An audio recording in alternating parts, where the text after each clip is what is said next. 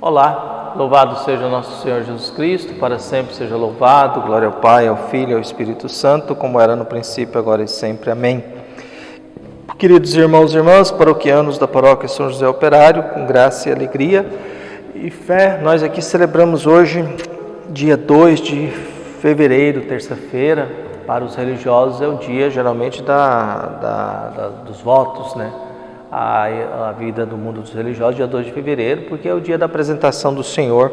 Em comunhão com a igreja nós celebramos a apresentação do Senhor e é um costume os religiosos fazerem nesse período a sua profissão religiosa.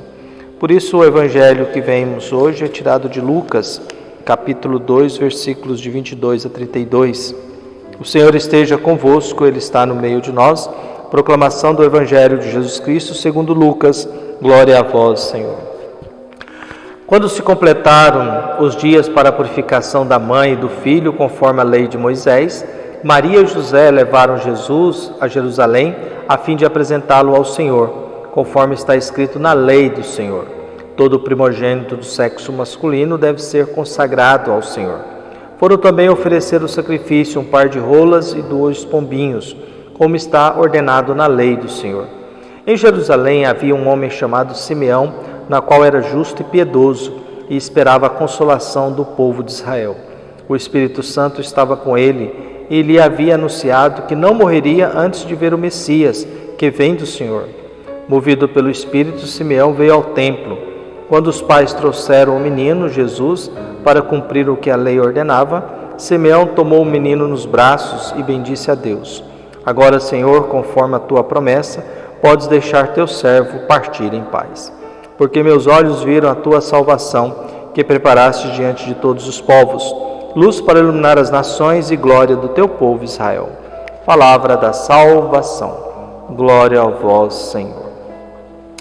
Queridos irmãos e irmãs, paroquianos da nossa paróquia São José Operário, dia 2 de fevereiro, dia em que os religiosos fazem geralmente a sua profissão, e hoje nós celebramos a apresentação do Senhor no templo. Na época de Jesus, o ritual significa que havia 2 rituais que toda família tinha que fazer diante de uma criança do sexo masculino que fosse o primogênito nascesse. O primeiro era a circuncisão, que se fazia no 8º dia, depois de uma semana do seu nascimento, e que a criança recebia o nome. Depois, um outro ritual que era a apresentação e a purificação no templo, 33 dias depois que a criança nasceu, em que a mãe era purificada, que a criança era apresentada, porque deveria ser consagrada ao Senhor, e os pais ofereciam ofertas para a purificação da mãe e também para o resgate do filho, porque todo primogênito masculino tinha que ser consagrado ao Senhor. E depois os pais ofereciam o animal para resgatá-lo e trazê-lo de volta. Então o que nós temos hoje? Nós temos esse momento, 33 dias depois do nascimento de Jesus, a sua apresentação no templo.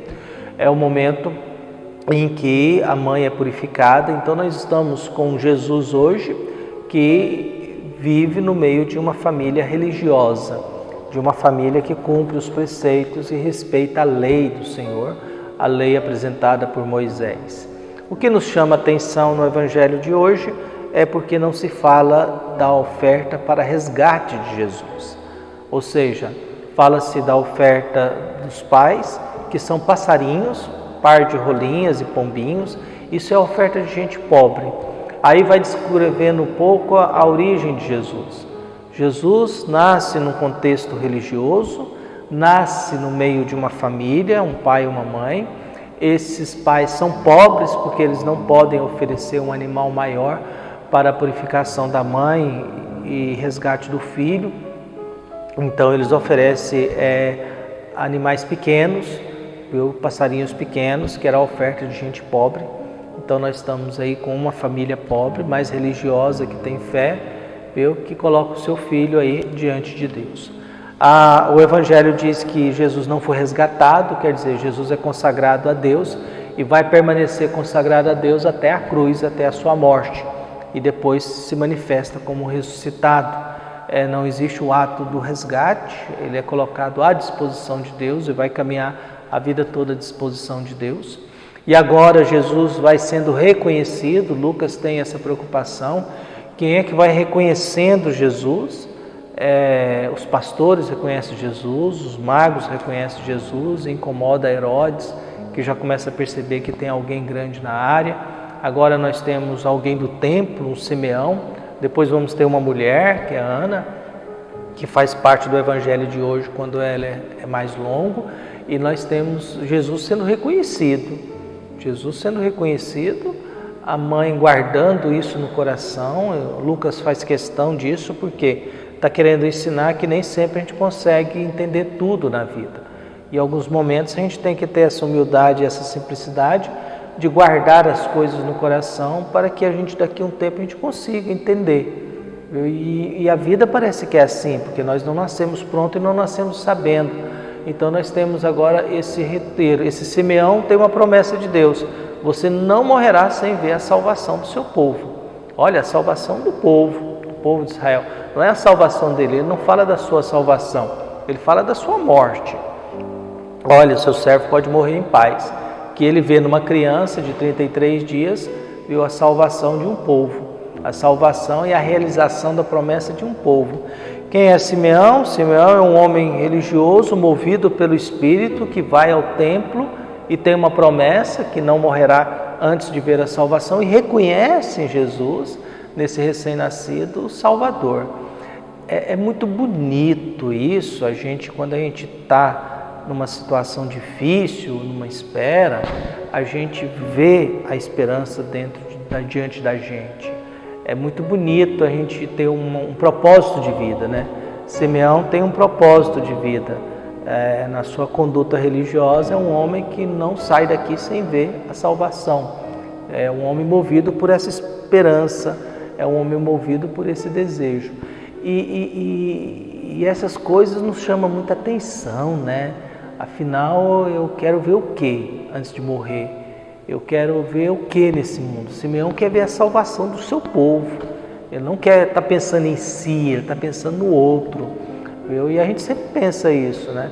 Eu penso de que essa paróquia precisa ser melhor quando eu for embora daqui, quando a gente encerrar nosso trabalho, nossa missão aqui. Eu penso que a nossa presença como padres, como religiosos, precisa modificar o mundo onde nós estamos. Eu sempre fui muito preocupado com isso. Aonde eu trabalhei, tive a oportunidade de trabalhar na congregação, em algum lugar, a gente sempre tem esse negócio. A nossa presença tem que ensinar alguma coisa. Ensinar é colocar um sinal no outro, né? Quando você ensina alguma coisa e alguém aprende, é porque você marcou aquela pessoa. Por exemplo, a professora que me ensinou a escrever, ela me marcou, ela colocou um sinal em mim, algo que ninguém mais vai tirar, porque eu vou morrer sabendo escrever. Eu sei escrever e sei ler. Então, essa pessoa me marcou. Essa educadora, que me ensinou a escrever, é um ser humano que me marcou profundamente e que ela me colocou algo em mim que ninguém tira. A minha capacidade de ler, a minha capacidade de escrever. E agora nós temos esse Simeão que olha para esse menino e fala assim: olha, vai dar certo, esse menino aí vai revelar os pensamentos de muitos corações, vai ser um sinal de contradição, vai ser alguém que, mesmo com tudo isso, vai ter uma espada transpassando o seu coração. Essas experiências de Deus e a consciência que Ele tem também de que agora cumpri minha missão, vi o que eu precisava de ver, seu servo pode morrer em paz, vai nos ensinando coisas da vida. Coisas da vida. Não basta a gente viver, né? A gente tem que saber por que eu vivo e para que eu vivo. Na verdade, a gente vive para o outro, né? A gente vive para o outro. O ser humano que vive só para si mesmo, ele acaba entrando em depressão. Ele acaba ficando doente, ele entra no mundo do egoísmo, da arrogância, ele vive sem propósito, porque a vida não é a gente trazer para a gente, a vida é a gente olhar para o outro, porque eu preciso do outro para saber quem eu sou, eu preciso de alguém diferente de mim para que haja vida, para que haja aquilo que que complementam um ao outro. Por isso a nossa prece é sempre esse pedido de Deus, que Deus possa se apresentar a nós, que a gente possa reconhecer, mesmo na figura de um recém-nascido, uma esperança de salvação, uma esperança de um mundo melhor, uma esperança de um país melhor, uma esperança de famílias melhores. Que nós sejamos apresentados para Deus e sejamos consagrados a Deus. Nós somos apresentados a Deus através do nosso batismo. O batismo coloca dentro de nós uma segunda identidade. E essa segunda identidade tem como missão nos ajudar a nossa conduta no decorrer da vida. Se eu vou trabalhar, eu devo trabalhar como cristão. Se eu saio para dirigir um carro no trânsito, eu tenho que dirigir como um cristão. Se eu vou a um restaurante, eu espero que eu me comporte como um cristão, não como um ser humano selvagem, ignorante, que maltrata quem está ali te servindo. Por isso, nós somos convidados a pensar essas coisas, essas realidades, pedir a Deus que nos ajude a enxergar a salvação, pedir a Deus que nos ajude a compreender esse Jesus, que Ele nos ensine a fazer as divisões e as contradições do mundo em que nós vivemos, porque vivemos num mundo de contradição. Em ambientes que se fala de justiça, promove injustiça. Em ambientes que fala de fé, promove pecado. Em ambientes que fala de justiça, promove crimes. E isso são contradições da nossa vida. E Jesus vai revelando as nossas contradições. Por que há crime dentro da igreja? Por que há crime dentro do poder judiciário? Porque há desonestidade dentro do poder público, na qual a missão do poder público é servir ao povo. Então, quer dizer, há contradições, como também os nossos corações, os nossos pensamentos. O que há dentro dos nossos pensamentos, o que há dentro dos nossos corações.